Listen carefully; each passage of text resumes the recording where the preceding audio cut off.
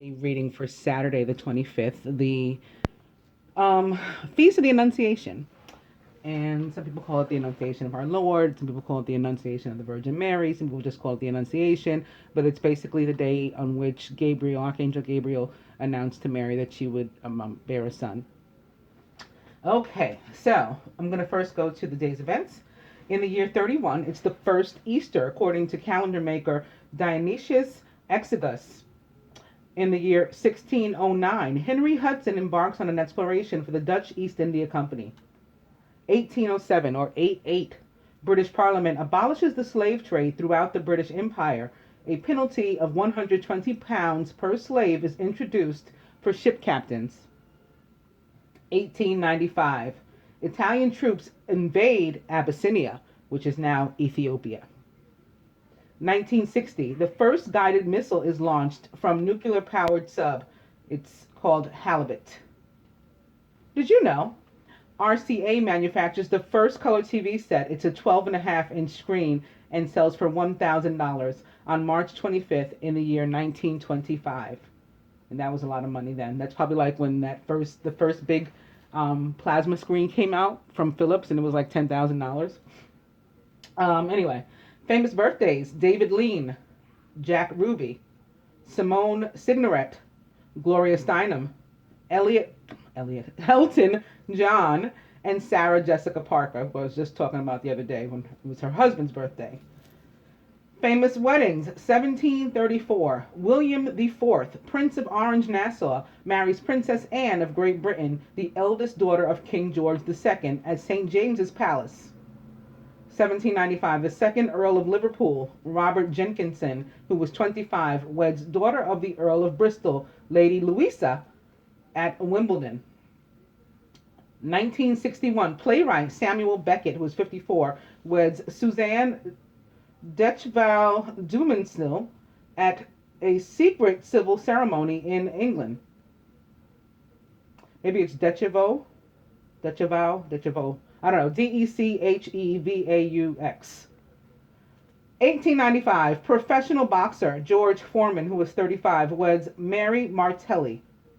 2003, actress model Liv Taylor, who was 25, weds rock band vocalist Royston Langdon, who was 30, at a private villa in St. James, Barbados. Famous divorces: 2005.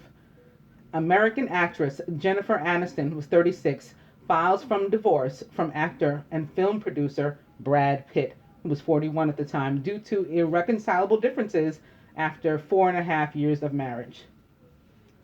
Famous deaths: Frederick Mistral, Claude Debussy, Eddie Collins, Faisal of Saudi Arabia. Faisal, which I'm pronouncing it Faisal, it's Faisal. Looks to be maybe some sort of leader. Yep, he was a Saudi king and king of Saudi Arabia from 1964 through 1965 until he was shot and killed at point-blank range by his half-brother's son, Faisal bin Musaid. And this one I'm pronouncing this way. It's spelled the same, Faisal, F-A-I-S-A-L, then bin, B-I-N, then M-U-S-A-I-D. So I said Musaid. That's what I think it is. He created the oil crisis of 1973 through 1974 by withdrawing Saudi Arabia's oil from world markets in a protest of Western support for Israel during the 1973 Arab-Israeli War.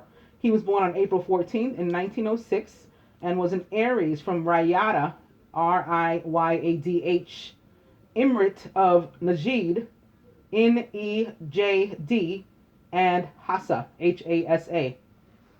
He died on March 25th in the year 1975, or 76, which is 13 or 4 or 11, at the age of 68. He was assassinated by his nephew, Faisal bin Musaid.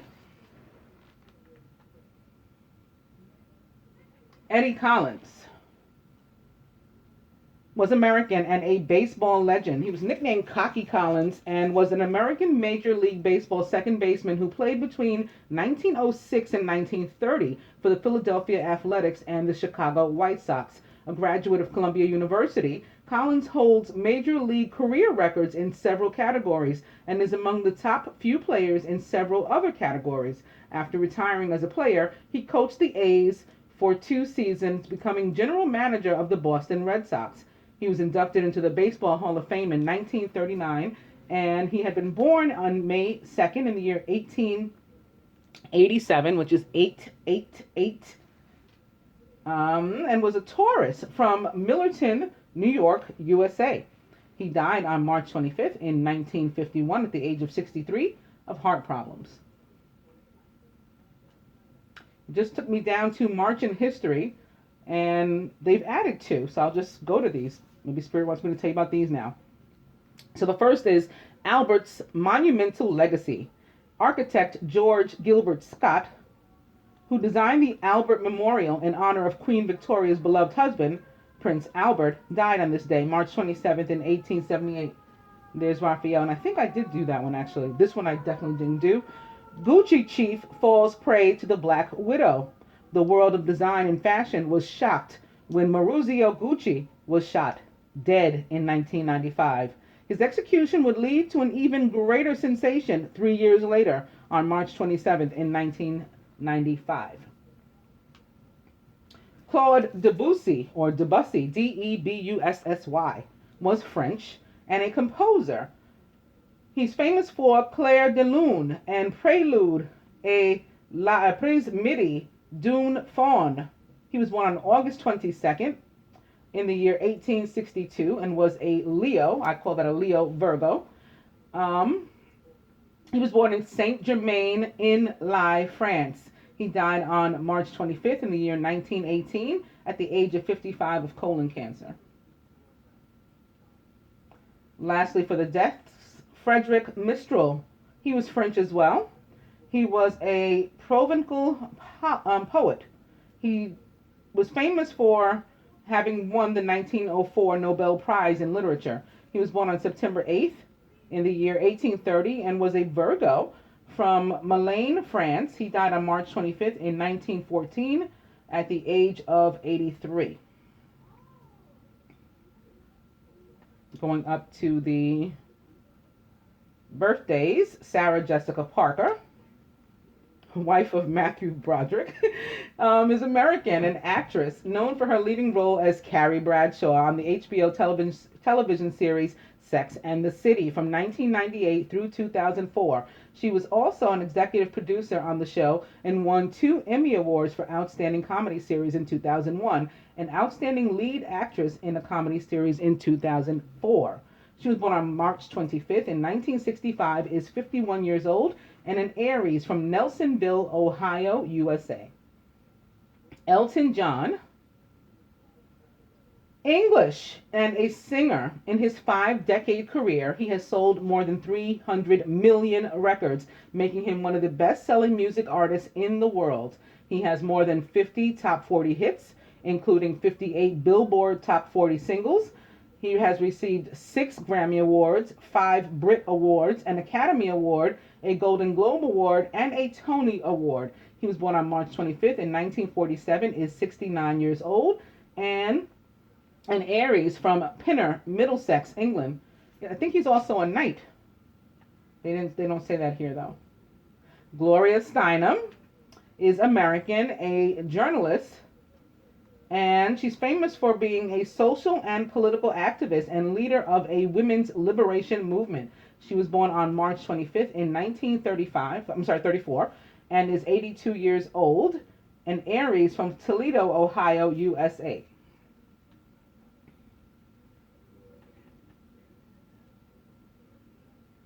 Simone Signoret, Signoret, was French, an actress. She's famous for Room at the Top, Ship of Fools, and Bob Hope Presents the Chrysler Theater in 1966. She was born on March 25th in 1921, was an Aries from Wiesbaden, Germany. She died on September 30th in 1985 at the age of 64 of pancreatic cancer.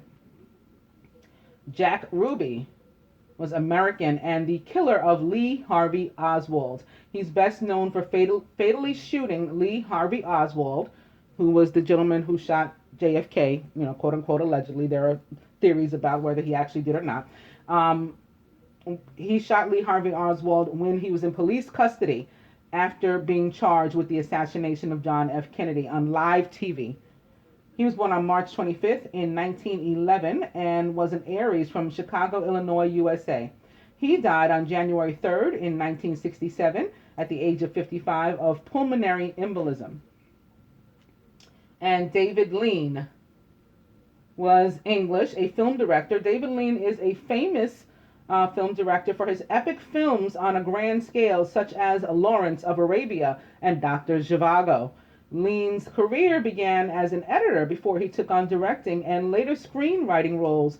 An early success was romantic drama, A Brief Encounter in 1945, and the Dickens adaptations of Great Expectations in 1946 and Oliver Twist in 1948. The first of his truly epic films was the war drama Bridge on the River Kwai in 1957, for which he won an Oscar for Best Director and the film Best Picture.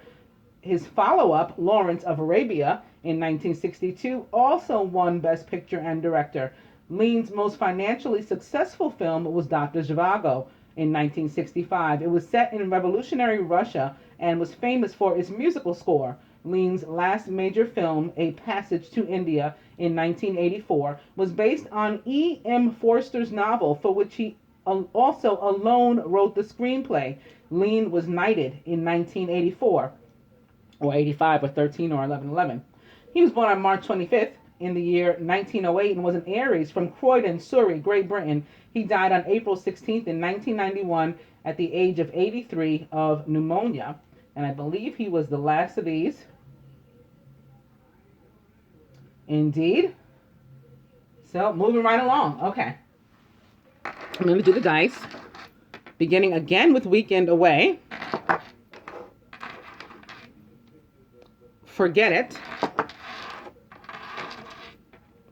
and Cocktail.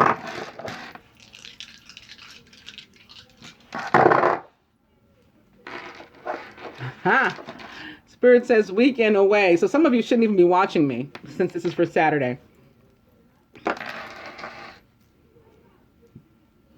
You should be partying. Yes. Yes, you should. Okay, so what's today about? This is just from Wikipedia. The Annunciation, also referred to as the Annunciation of the Blessed Virgin Mary and the Annunciation of Our Lady, or the Annunciation of the Lord, is a Christian celebration of the announcement by Angel Gabriel to the Virgin Mary that she would conceive and become the mother of Jesus, the Son of God, marking his incarnation. Now, they don't say archangel, they say angel. That's actually not grammatically incorrect. The only angel referred to by any of the prophets in any of the scriptures, so therefore by God, essentially, is Archangel Michael. He's the only one. He is called the Archangel. So this is not wrong, but I know that we all refer to him, or many of us refer to Gabriel as Archangel Gabriel. Okay, anyway. So this marked the incarnation of God's Son. Gabriel told Mary to name her son Yehoshua, meaning YHWH is salvation, or Yahweh is salvation. It was only consonants, there were no vowels. According to Luke 1:26, the Annunciation occurred in the 6 months of Elizabeth's pregnancy with John the Baptist. Elizabeth was Mary's cousin. Many Christians observe this event with the Feast of Annunciation on the 25th of March, an approximation of the northern vernal equinox, 9 months before Christmas, the ceremonial birthday of Jesus. So basically they're saying that they made this day,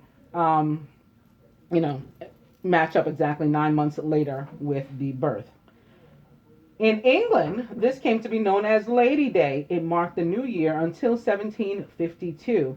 And the 2nd century writer of Lyon regarded the conception of Jesus as the 25th of March, coinciding with the passion of the Christ. So like the Lenten season. The Annunciation has been a key topic in Christian art in general, as well as in Marian art in the Catholic Church, particularly during the Middle Ages and the Renaissance. A work of art depicting the Annunciation is sometimes itself called an Annunciation. So there's, of course, more information here about not only where this account is in the Bible, but where it is in the Torah and where it is in the Quran. So often I tell you guys, these things span across all the scriptures. This other stuff, twin flame and all that, you're not going to find any of that. This is the real deal. This is the real story. This is why we're really here. Okay? So yeah, if you want to look it up in the Quran, because you don't believe that it's the same thing, go here to the Wikipedia page to type in the Annunciation. It says the Annunciation is described in the Quran in Surah 345. Imran, the family of Imran, verses 45 through 41. Yusuf, Ali. Okay, behold, the angel said, O Mary, Allah giveth thee glad tidings of word from him. His name will be Christ Jesus, the son of Mary, held in honor in this world and thereafter, and of the company of those nearest to Allah. Okay, so that's that. And it goes on to say that Muslim tradition holds that the Annunciation took place during the month of Ramadan. So some of you guys may remember that Ramadan was, we celebrated it last year, those of you who've been watching me that long, by trying to pray as many times as we could before sundown, as opposed to late. I mean, of course, it's okay to pray whenever, but we were trying to make like a concerted effort to get the prayers in before sundown in accordance with Ramadan. All right, so what else? I wanted to tell you a little bit about Yahweh. The name Yahweh. So this is from www.britannica.com/topic/Yahweh. YAHWEH. Yahweh, the God of the Israelites, whose name was revealed to Moses as 4 Hebrew consonants, YHWH, is which in those 4 letters together are called the Tetragrammaton.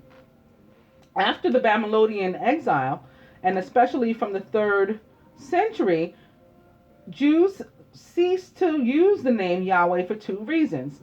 As Judaism became a universal rather than merely local religion, the more common noun Elohim, meaning God, tended to replace Yahweh to demonstrate the universal sovereignty of Israel's God over all others. At the same time, the divine name was increasingly regarded as too sacred to be uttered. It was thus replaced vocally in the synagogue ritual by the Hebrew word Adonai, which means my Lord. And this was then translated as Kyrios, which means Lord, Kyrios. Okay, and that was in a language that was the Greek version at the time of the Hebrew scriptures. They were translated to this other language. The Masoretes, who form about the 6th through the 10th century, worked to reproduce the original text of the Hebrew Bible. They replaced the vowels in the name YHWH with the vowel signs of the Hebrew words Adonai or Elohim. Latin-speaking Christian scholars substituted the Y, which does not exist in Latin, with an I or a J, the latter of which exists in Latin as a variant form of I. Thus, the Tetragrammaton became the artificial Latinized name Jehovah, or Jehovah, Jehowah. As the use of the name spread throughout medieval Europe, the initial letter J was pronounced according to the local vernacular there, rather than Latin. Although Christian scholars, after the Renaissance and Reformation periods, used the term Jehovah for YHWH, in the 19th and 20th centuries, biblical scholars again began to use the form Yahweh. Early Christian writers such as St. Clement of Alexandria in the 2nd century had used a form like Yahweh, and this pronunciation of the Tetragrammaton was never really lost. Many Greek transcripts also indicated the YHWH should be pronounced Yahweh. The meaning of the personal name of the Israelite God has been variously interpreted. Many scholars believe that the most popular meaning may be he brings existence into whatever exists. Yahweh, Asher, Yahweh. in Samuel 1, God is known by the name Yahweh Teva, or he brings the host into existence. The host possibly referring to the heavenly court or to Israel. The personal name of God probably was known long before the time of Moses. The name of Moses' mother was Jochebed, Jochebed. And then they have in parentheses Yokheved, Jochebed, a word based on the name Yahweh. Thus, the tribe of Levi, to which Moses belonged, probably knew the name Yahweh, which originally may have been in its short form Yah, or Yahoo. A religious invocation of no precise meaning evoked the mysterious and awesome splendor of the manifestation of the holy. So that's where Jesus is from, where Jesus' name comes. And again, this is the day on which it's celebrated that the name was given to him and that he was to be born, incarnated. All right. What else? Oh, okay. So this is not necessarily related to this, but earlier God said to me Matthew 12:39, which is basically about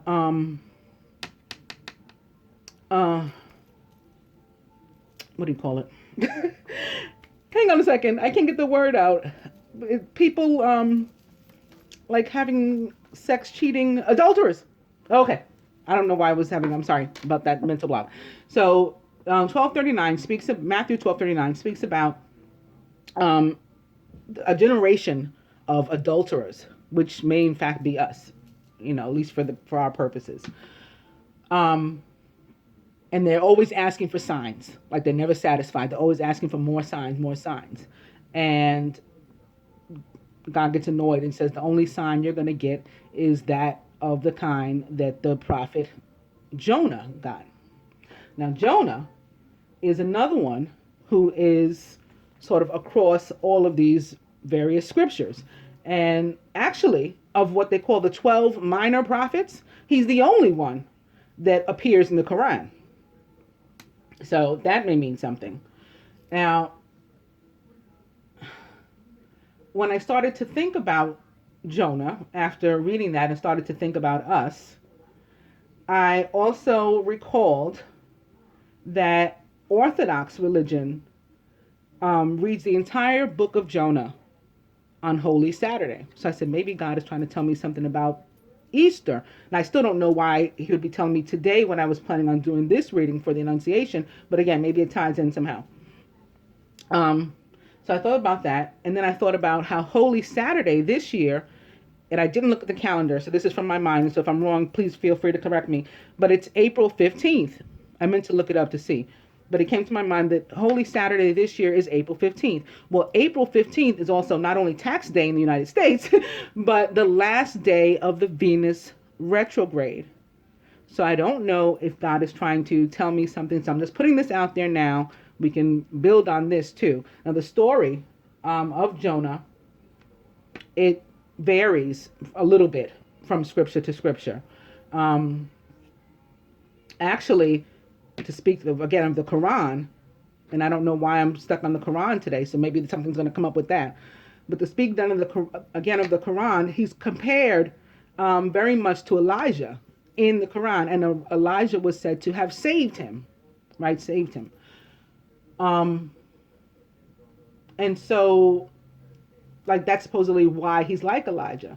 Now, the reason they say that he ended up in the water and in the mouth of a whale in the Quran is that he went from being like this really, really loyal servant of God to being like he sort of left his path. Now, that's Elijah too. Many people don't know this. I guess they haven't read it. I have. Elijah sort of left mission. He's one of the greatest prophets ever. In fact, he's mentioned he's the one who showed up with Moses when Jesus returned. He's in the book of Revelations, like in the end, he's with Daniel, the book of Daniel, he's supposed to show up. They talk about Elijah and the quote unquote other prophet, this unnamed person that's returning to when Jesus comes back. So yes, I'm not trying to take anything away from Elijah, but Elijah got tired of mission. He got tired of fighting with Jezebel and her and King Ahab, and they kept sending the army after him. And although God was like, I'll protect you, Elijah. Like why are you acting like you're afraid or whatever. He was, and so he said to God, like, I want out, basically. Which is what maybe I'm supposed to talk about what we would have to do. Those of us who would want to leave mission, or how it ends up that some of us have walk-ins and stuff like that. He wanted out. So God said to him, okay, like if you're sure, I will release you basically from your soul contract on this particular mission and allow you to die. You got to teach Elisha first, though. So similarly, Jonah, according to the Quran, wanted to leave mission and was sort of punished or made, I guess, tested to see, do you really want to leave mission? And he was like thrown overboard off a boat and ended up in the whale's mouth. And then there he offered himself like to God and prayed the whole time and stuff like that. So, all right, that's the story of Jonah. Again, I don't know why it's placed here, but I do think that something is important about Holy Saturday and the fact that it is the same day as the last day of the Venus retrograde, April 15th. All right, so I'm going to do a cross with these cards, the Ascended Master deck from Doreen Virtue, beginning with Come Out of the Closet. And I saw this card a few times, and I had feelings about this card too, particularly as it relates to the masculine, I believe, sort of like a come out of the darkness message, like feel comfortable, feel safe, returning, basically. Opening to mother, wife, sister, daughter. I had thoughts about this card too. One was that this is the way the masculine feels about the feminine and the union, like it's all things, like how, to bring up Prince again, which by the way, I don't know if how many of you saw, but I mentioned the other day Prince, his song, as I was talking about the Prince of Water, in my Lover's Path Tarot. And I said the Prince of Water is, this guy that serenades you. He's really romantic, he's awesome. And it's kind of like the Prince song, I Want to Be Your Lover, where he's like, I ain't got no money, I ain't like the other guys you hang around. It's kind of funny. They always seem to let you down, but like he's there. He's committed. Sure enough, on the 21st, which is exactly a month to the day of the anniversary of Prince's death, he died on April 21st, I heard the song, Adore, the Prince song. So I felt like I was being serenaded by a Prince of Water. Now, he's not a Prince of Water according to his zodiac. He's a Gemini, 6/7. It's his birthday, actually. But anybody can take on those energies. So anyway, I thought about all that from this. But this, I went to Prince, or thought about Prince, because he also describes, like, in that song Adore, as a matter of fact, is one of the places where he does it. He wants to be like no other. I want to be more than your mother, more than your brother. I want to show you things, like that I've shown no other. And I want to, be everything you imagine. And that was another feeling that came through when I saw this card. Mother, wife, sister, daughter, like I'm every woman sort of thing. I can be all things to you, and that's how he sees that's how the masculine sees the feminine, and that's how he sees the union in some cases. Another feeling I got about it, and this is going to be for much less people, this mother, wife, sister, daughter is the feminine has some sort of difficulty or situation that needs to be healed with the masculine's mother, and she may not even know. They might not even know each other. They may not have even met, but maybe the mother doesn't like you. I don't know where that came from, but that was another message that came through. Again, I'm going to have to say that it's for much less people. I think for most, it's the I'm every woman, or I want to be like everything to you. I want to be your mother, your father, your sister, your brother, your child, your friend, your lover, your everything. Okay. Mother, wife, sister, daughter, back. I don't think it was a mistake just now that those two cards that I was feeling for the masculine were opposite one another either. Purification. So this is all about us getting rid of things that are surrounding us that are toxic to us. People, places, things, all of that. Mother, wife, sister, daughter, back. I'll go one more. Trust with Vishnu. And I felt this for the feminine. I saw this card too and felt it mostly for the feminine. That it was about, that we can't give up faith just because the masculine hasn't necessarily come out of the closet yet for some of us. You know, he's in the darkness right now, but we have to maintain that trust. I'll go one more. And it's choose peace once again for us. And this has been all month, the message of choose peace. Detach from drama and choose peace. And make a peace offering. That's our other message. And the power of joy. And go now. I forgot about that one. Go now as well with Serapis Bay.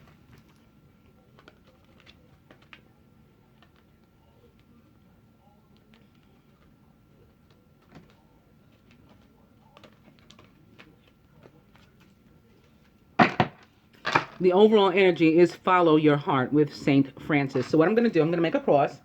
And it'll be my second time doing it on camera for the collective. I've been doing it all month, basically. But it ended up being like in people's private readings that I didn't publish. And in one, not reading, but spread of my own that I shared on Facebook in still form, a picture. Okay, so what I'm going to do is I'm going to put here what the feminine is sort of feeling about herself right now. And next to that will be what the masculine feels about the feminine. Then next to that, what he feels about himself. Then next to that, what he feels about the union. Then crowning will be like an overall. And then here will be, at the foot, will be like an outcome. And it'll be 6 cards equals love. Okay.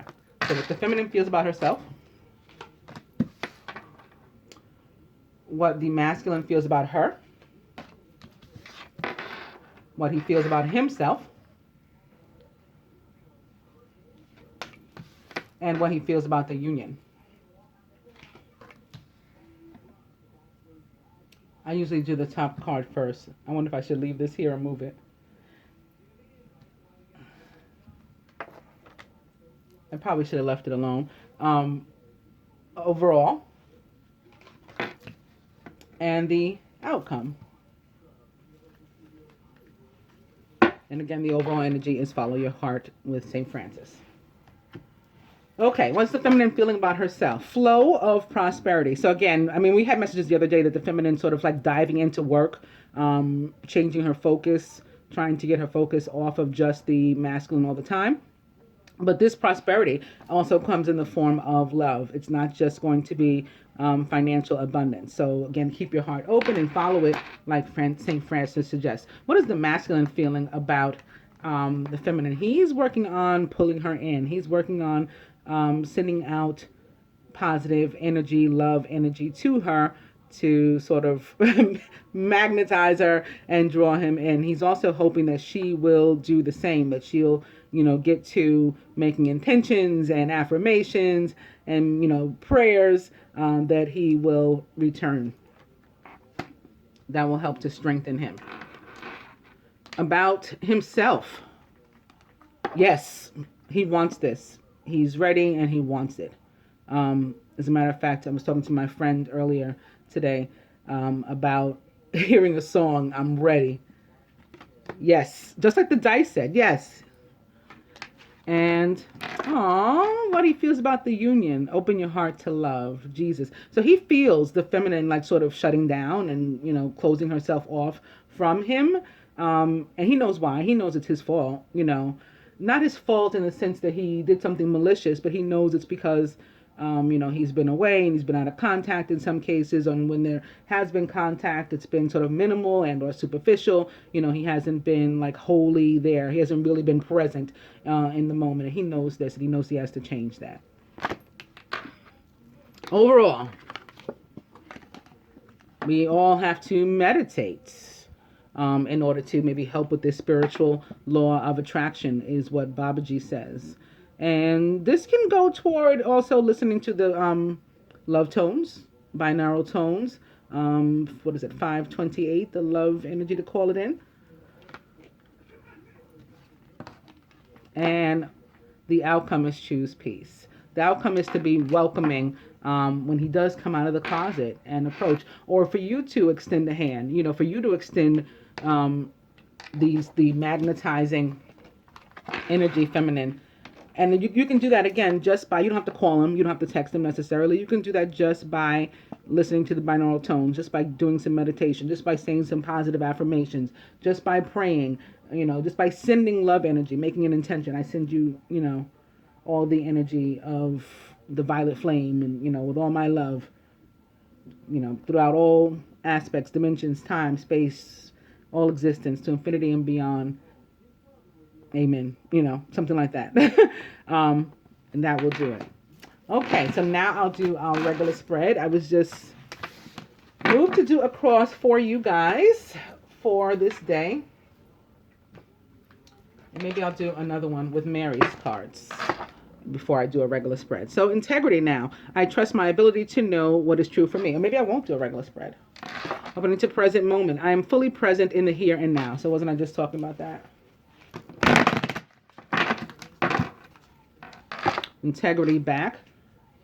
And opening to grace. I'm filled with the same beauty, poise, and divine perfection as all of God's other creations.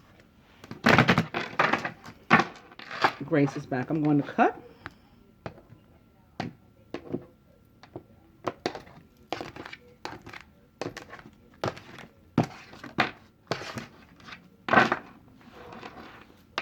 Signs.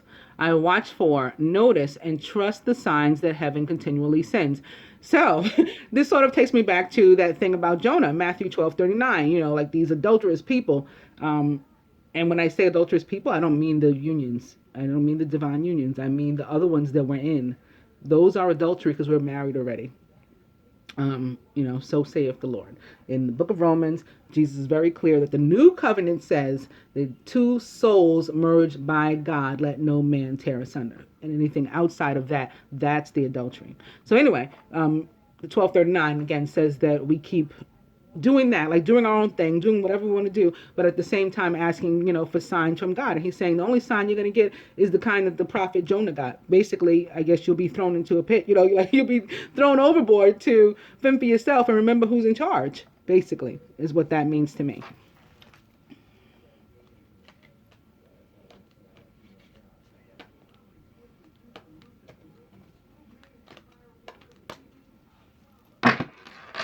Overall is compassion. So, the feminine toward herself.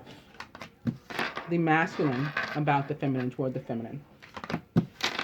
Himself. The union. Overall. And the outcome. Patience. So this is a reminder that we know we have to, again, trust the divine. Remember, I was just saying that I felt that message trust was specifically to the feminine. Yeah, so here's reaffirmation of that. We have to continue to be patient, continue to be that 9 of fire, basically. The masculine sees us as the inner child. This may have something to do with, I want to be your mother, your father, your sister, your brother, I nurture the child within me through playfulness and self-care. He wants to take care of us, perhaps. He may also see that some of us need to heal our inner child before, we can really fully receive him. Okay, he may be feeling that and perceiving that. And in part, if you're in separation, giving you an opportunity to do that. He's seeing himself as, or the need for himself to be strong right now at this time. Even if he wants to, or I guess if he's wanted to return sooner, and he knew it wasn't the right time, he has to do what he has to do on behalf of himself and his beloved in the union. I pull myself up and do what needs to be done. About the union, he feels that it's a blessing and that more blessings are to come. He's counting them. Today I count my blessings, small and large, and I notice the true gifts that come to me from God. He sees the union as a gift from God. Overall, giving and receiving. This is that energy of all of you in exchange for me. that the Six of Earth, the Six of Pentacles, makes me feel. I balance being generous and receptive because both are equal and important. These are this giving and receiving. Again, it's about all abundance. It's about the ability to do both, because many of us can give, and then we want to complain that nobody's giving to us, but really it's that we've blocked ourselves off from receiving. We don't know how to accept anything, especially love. We don't know how to accept love because we get caught up in, like, we don't even understand why somebody wants to love us. Like, what's so good about me? I have an inner child to heal. I'm a mess. Why do you love me? That doesn't make sense. So we have to, the outcome is that we will, or the overall energy is that we'll get to that place. And maybe we'll get to that place through self-respect. And again, healing ourselves first. I honor and love myself through healthful action. So these things, these changes and choices that we make, paying attention to the signs instead of like sort of debating God all the time, debating the universe as to whether or not it's real. And then they show you something else and you go, okay, it's real. And you're satisfied until, the next few minutes where, well, maybe it's not. Maybe I need God to show me something else. Like, who do you think you are? Really? Is what that message is. I'm going to treat you like Jonah. So we got to get to a place where we accept and exercise some patience. And we know this.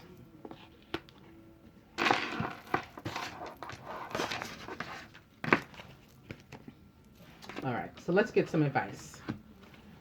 I want to tell you that Archangel Michael's card, had I used his cards, was going to be eternal love, is what I was going to start with. Help me to perceive all of the love that surrounds me so that I can feel safe receiving, expressing, and giving love. So I think this goes very nicely with that giving and receiving card that Mother Mary presented us with as well. Okay, so I wanted to show you this too. These cards, when I took them out to shuffle, now I've done other readings since the last time I used these. The last time I used these was the reading that I was not going to post, the original love reading that I did for the week. And then after that reading, I took everything away. So today, I took the cards out. They were in my drawer, in the box. I took them out. I started shuffling them. And look up. One is sitting here, or it's like this.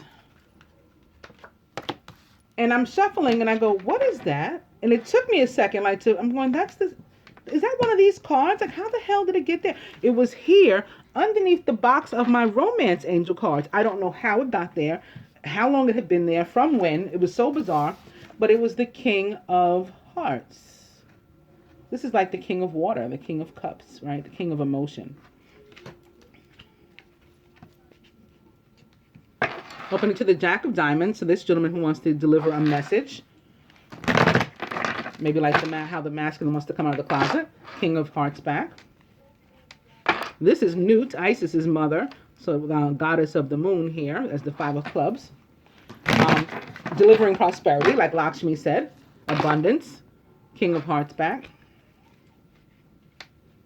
The Nine of Clubs, which would be the Nine of Fire. Of course, the Nine of Fire in the traditional tarot is that warrior spirit for us, that card that shows that we need to continue with patience even though we're getting tired. It's a celebratory card in this deck.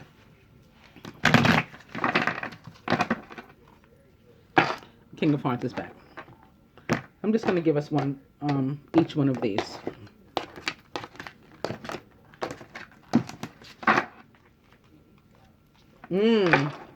The Nine of Spades, and this card is about what it looks. It's the people that it's the joy stealers. So be aware of these people still lingering and purify yourself of them, like the Ascended Master suggested, that purification.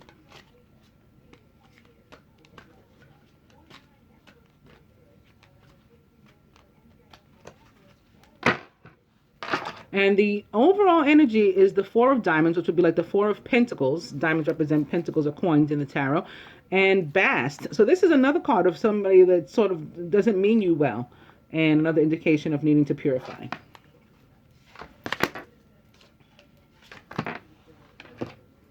Masculine. The Ten of Spades. So this is you in your warrior protective stance. Taking on your inner segment.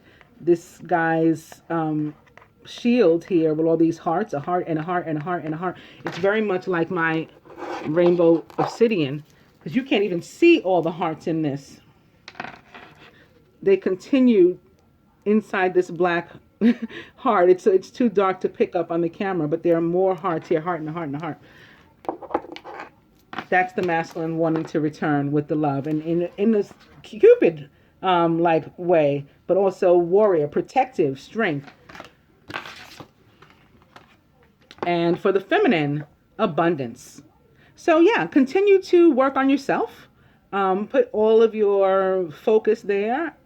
That will help you to remain patient, hopefully, and pious until, this Prince of Fire returns. Namaste, angels.